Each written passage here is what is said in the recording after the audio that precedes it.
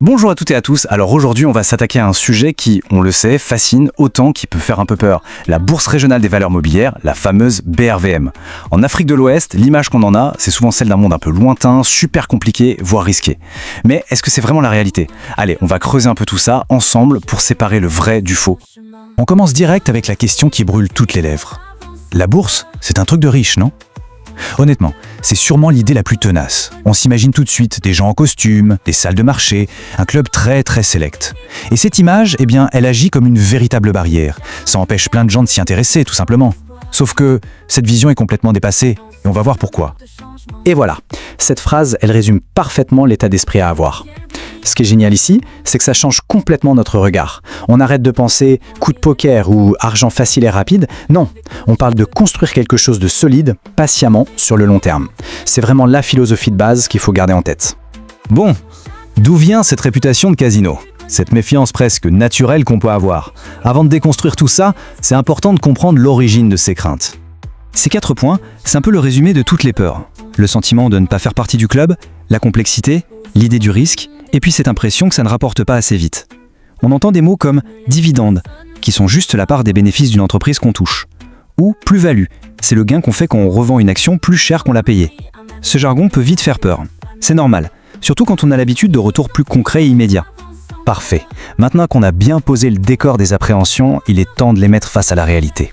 On va prendre ces idées reçues, une par une, et voir ce qu'il en est vraiment sur le terrain. Là, on touche à quelque chose de très culturel. Dans nos économies, on connaît bien la logique du commerce. J'achète, je revends, je vois mon bénéfice. C'est rapide, c'est visible. La bourse, elle joue dans une autre temporalité. Ce n'est pas un sprint, c'est un marathon. L'objectif, ce n'est pas le gain du jour pour le lendemain, mais la création d'une richesse qui va durer et grandir avec les années. Ah, les frais! La grande angoisse de voir ses gains se faire grignoter petit à petit. C'est tout à fait légitime de s'en soucier. Mais la réalité, elle est souvent bien loin de l'image qu'on s'en fait. En fait, il faut savoir que les frais de transaction à la BRVM sont parmi les plus bas du continent, souvent même en dessous de 1%. Et ça, sur le long terme, croyez-moi, ça change absolument tout. Mais alors pourquoi ce décalage entre la perception et la réalité? Le problème, c'est souvent un problème d'accès. L'information financière, elle existe. Les entreprises publient leurs chiffres, tout ça. Mais elle n'est pas traduite, elle n'est pas rendue simple et accessible à tout le monde.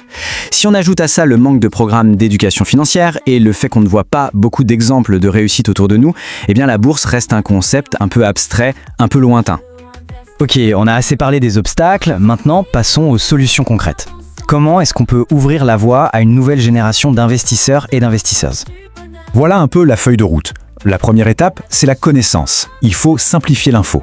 Ensuite, on passe à l'action, mais pas tout seul. On s'appuie sur la force du collectif. Et enfin, on montre les réussites, on les partage pour que ça donne envie aux autres de se lancer. C'est un véritable cercle vertueux. Et cette idée de club d'investissement, elle est juste géniale, parce qu'elle s'appuie sur nos propres cultures. Les tontines, tout le monde connaît. C'est une pratique de solidarité financière qui est hyper ancrée chez nous. Alors imaginez une sorte de tontine boursière.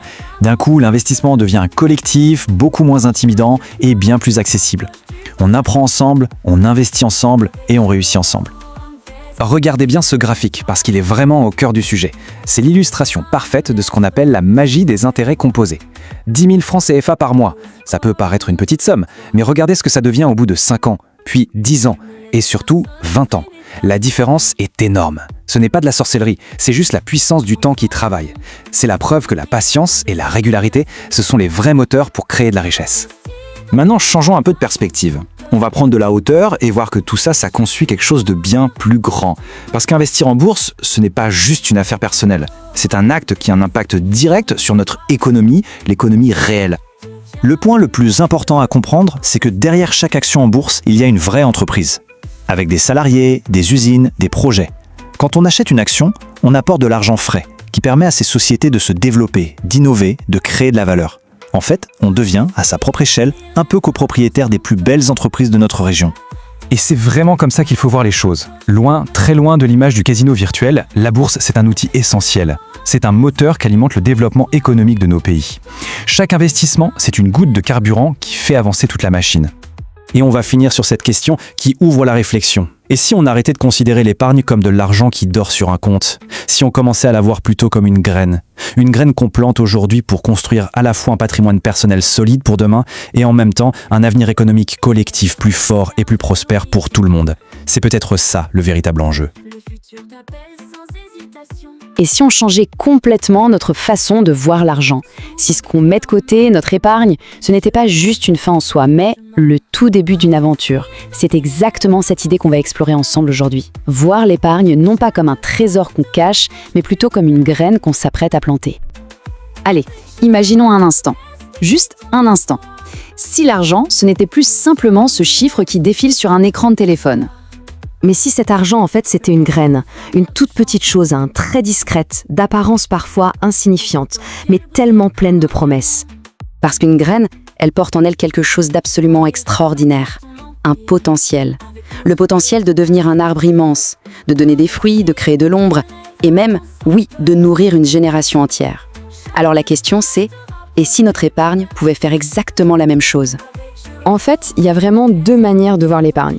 D'un côté, il y a l'épargne qui dort. Vous savez, ce vieux billet qu'on garde au cas où. C'est une graine qui n'est jamais plantée et donc qui ne crée absolument rien. Et de l'autre, il y a une nouvelle vision, l'épargne qui plante. Là, chaque euro mis de côté devient une semence pour construire un patrimoine personnel et, plus important encore, un avenir économique pour tout le monde. Bon, d'accord, mais alors comment on passe de cette graine qui dort à la graine qu'on plante? C'est là qu'intervient une figure clé, qu'on pourrait appeler un jardinier de valeur. Et ce jardinier, il a un nom, c'est Géo Invest.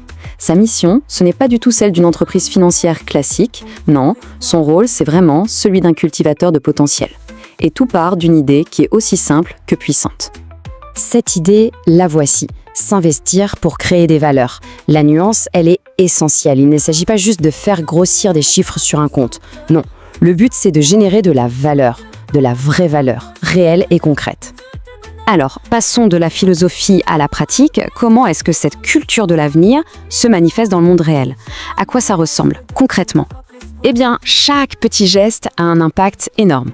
Par exemple, une simple contribution au fonds GAEF, ça peut se transformer en une famille qui, pour la première fois, accède au marché financier. Un bien acheté grâce à la force du collectif, ça devient un jeune salarié qui peut enfin commencer à bâtir son avenir. Et une formation suivie, ça peut être un esprit qui s'ouvre pour de bon à l'indépendance financière. Chaque action est une graine qu'on sème dans le sol de demain. Maintenant, prenons un peu de hauteur. Voyons comment toutes ces actions individuelles mises bout à bout finissent par dessiner une vision beaucoup plus large. Comment un seul arbre peut devenir une véritable forêt. Tout commence à l'échelle d'une seule personne. Quand un individu épargne intelligemment, il se transforme. Mais ce n'est que le début. Quand un groupe de personnes épargnent ensemble, ce groupe s'élève. Et à l'échelle d'un pays tout entier, là, le potentiel devient juste immense. Quand un peuple comprend ce qu'est l'épargne productive, eh bien ce peuple devient inarrêtable. L'objectif ultime, au fond, c'est ça. Former des citoyens qui ne sont plus de simples spectateurs de l'économie, des gens qui la subissent, mais qui en deviennent les acteurs. Des personnes qui la construisent, qui y participent activement. Et tout ça, ça nous ramène à l'enjeu principal, le courage de planter. Et au rôle que chacun, à son échelle, peut jouer dans cette culture de l'avenir. Le véritable enjeu n'est donc plus seulement de mettre de l'argent de côté. C'est de planter, de cultiver et de faire grandir. C'est ce simple geste qui transforme la toute petite graine d'aujourd'hui en l'arbre gigantesque de demain. Et le plus beau dans tout ça, c'est que cet arbre, il profite à tout le monde. C'est un arbre pour soi-même, pour sa famille, pour sa communauté et au final, pour son pays tout entier. Parce qu'au fond, la conclusion est toute simple et elle est intemporelle. L'avenir appartient toujours à celles et ceux qui ont le courage de planter quelque chose maintenant, aujourd'hui.